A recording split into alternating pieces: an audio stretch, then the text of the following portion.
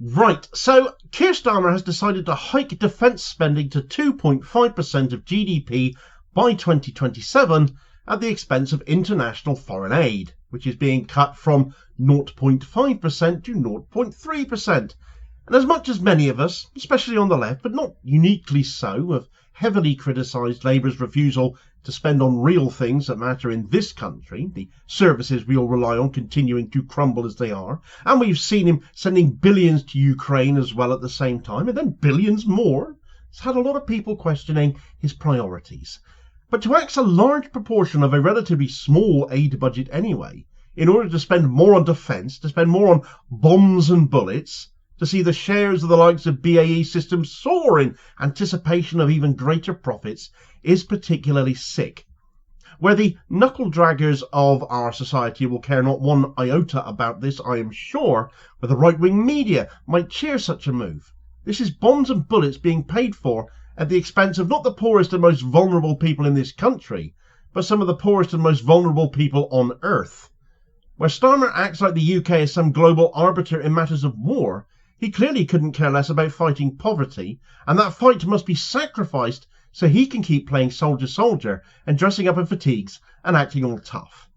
It isn't tough to punch down on the most vulnerable people on the planet. It is particularly twisted. But worse, we know Starmer and his government are aware of the optics already because, as always, there are receipts. Right, so Keir Starmer has announced a frankly depraved switch in government spending priorities. A significant increase in defence spending, which is going to be funded by deep cuts to the international aid budget. Now, this is being put to us as a necessary step to bolster national security, you understand. But for one, we aren't currently at war with anyone, and we would quite like it to stay that way, quite frankly. And for two, you could have made other choices of axing international aid, such as, I don't know, like taxing the bloody rich. As such, all of this has sparked widespread criticism and raised a lot of questions from the media and from people commenting on social media as well about the total lack of morals it takes to make the conscious choice to sacrifice humanitarian aid for military expansionism and, frankly, taking part in a big global willy-waving contest with other big military spending nations. This is a policy shift that represents a complete betrayal of the world's most vulnerable people, prioritising bombs and bullets over life-saving aid, all while aligning with the hawkish rhetoric of figures like the tangerine-textured walking tragedy that is Donald Trump. You see, international aid is not a luxury or a charitable afterthought. It is not money given away for free to those who simply do not need it. There is no waste here. It is a literal lifeline for millions of people who are living in poverty, conflict and crisis. The UK actually has a proud tradition of being global leaders in humanitarian assistance, providing funding for healthcare, education, disaster relief and economic development in some of the world's poorest and most unstable countries. It is one of those few things successive awful governments have done that can actually be pointed to as a source of national pride. It is something we should all be proud of that we do in the UK. For example, the aid budget has supported initiatives such as vaccination programs in sub-Saharan Africa, emergency food supplies for families fleeing war in Yemen, and rebuilding efforts in regions devastated by natural disasters, or earthquakes and floods. These programs literally save lives. They reduce suffering and they foster long-term stability in regions plagued by instability, as well as strengthening ties politically as well as it does. Therefore, it is extremely worthwhile spending. It can never be considered a waste. And it is, as I said, a very small part of the national budget anyway, and Starmer has almost halved it, shaved 40% off of it. By cutting the aid budget, Starmer is not merely reallocating resources to bang the drums of war with instead, he is pulling the rug out from under those who depend on this assistance. The decision to slash billions from the aid budget will have devastating consequences for vulnerable communities around the world. Cuts to healthcare funding could mean fewer vaccines for children, adding to the risks of disease outbreaks and potentially leading to the next global pandemic if you think about it. While reductions in education support could deprive millions of girls particularly of the chance to go to school. Governments moving money around can often just be viewed as a dull, tedious thing that they do for whatever reason, but this time it is so much more than just that. These are life and death choices that will disproportionately affect the poorest and most marginalised people on the planet. Even some mainstream medias have been incredulous over this. I spotted a tweet by Robert Peston, as it happens, who really isn't a boat rocker in any way, shape or form, but even he went ahead and said, I am pretty sure that in the Blair/Brown governments, if overseas aid had been slashed on the scale of today's cuts, ministers would have resigned. If no minister does quit today or soon, that will be significant. It will. It'll tell us there's not a single minister in this Labour government with a conscience or an ounce of morals whatsoever. And as Peston indeed went on to say there, not one minister has quit, and that's still true at time of writing. But in defending this decision, Labour have relied on a combination of misleading rhetoric and outright lies in order to sell it to us. They framed the increase in defence spending as a necessary response to global threats around us, particularly the war in Ukraine, as keeps getting pointed out by Starmer. He absolutely loves it. He cannot throw enough money at Ukraine, and now he wants to throw boots on the ground there as well. And all because of the threat posed by Russia at the same time. But it doesn't stand up to even brief scrutiny. The UK already spends 2% of GDP on defence, and there is little evidence to suggest that further increases are necessary to address current security challenges. NATO, for example, spend over $1.3 trillion annually on defence, compared to Russia's spending of about $84 billion. This hike would have us spending an extra £13 billion per year by 2034, and therefore, again, I reiterate, we aren't at war with anyone. Starmer just fancies a bit. One of the most egregious lies told by Starmer and from Rachel from accounts about all of this, because of course she's counting the pennies to pass all of this off, is their dismissal of the cuts to international aid not impacting the UK's commitment to global development, because it should be obvious to anyone that cuts to this budget will have massive ramifications. They absolutely will matter. And already an unnamed cabinet minister, not quitting, but has admitted that Starmer's claims on this issue are misleading. Well, that's a rather polite way of saying he's lying again, isn't it? But we all know Starmer lies. He lies like a rug. That isn't news. That shouldn't surprise us in the least. What is, or at least should be, is that they're lying, and we know that they're lying because they've spoken out about international aid cuts before. So let's cash in a few receipts for some of these figures, eh? In 2021, let's start with the boss man. Keir Starmer posted on Twitter that the Conservatives have just voted to cut international aid. Cutting aid to help the poorest during a pandemic is callous and not in our national interest. Boris Johnson is damaging Britain's reputation around the world. And now you are. But he's not the only one aping Boris Johnson now, having pleaded the opposite previously. Let's look at what Rachel from Accounts has said. She did it as well, having said at that same time that this Conservative government's decision to cut overseas aid will diminish Britain, reduce our influence and undermine our security at home. This is about the country we want to be, our position on the global stage, and the leadership we can and should show. Well said, Rachel. What a pity you evidently didn't mean any of that.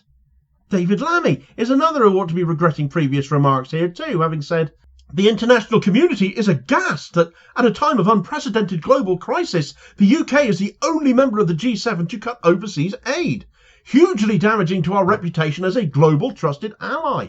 Again, nail on head, Dave. It's just a pity you are again another who clearly didn't believe in a single word you were saying there. But one Labour MP who might have the hardest job of explaining away their previous comments on this is Angela Rayner. Tory MPs just voted to cut our international aid spending that supports the most vulnerable people in the world. Don't let them tell you they want the money to spend here in Britain instead, because they voted to leave our hungry kids with no food too. And so have you, Ange. You could have again removed the two-child benefit cap with this money you've suddenly freed up if this is what you wanted to do. You could have taken the decision to not freeze child benefit going into the next fiscal war, but instead it's more war. And you just sat there in silence, dead behind the eyes as ever. The reality is that cutting billions from the aid budget will inevitably lead to the scaling back or cancellation of vital global programs, as I've detailed examples of already.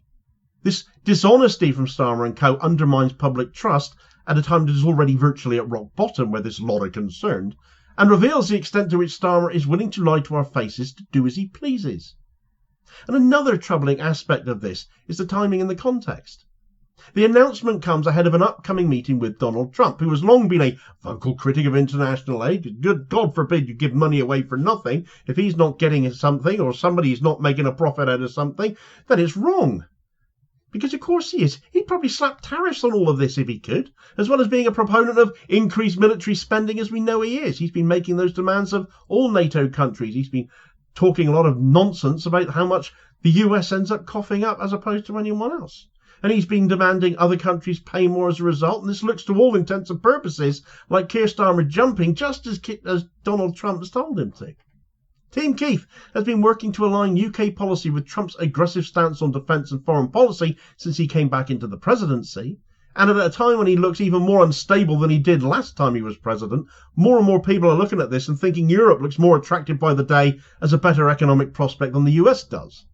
And this alignment with Trump has nothing to do with diplomacy either. It is all about political posturing and willy-waving that Starmer is desperate to take part in. By cutting aid and boosting defence spending, Starmer is sending a clear message to Trump and other hardliners like him that the UK is willing to prioritise military might over humanitarianism.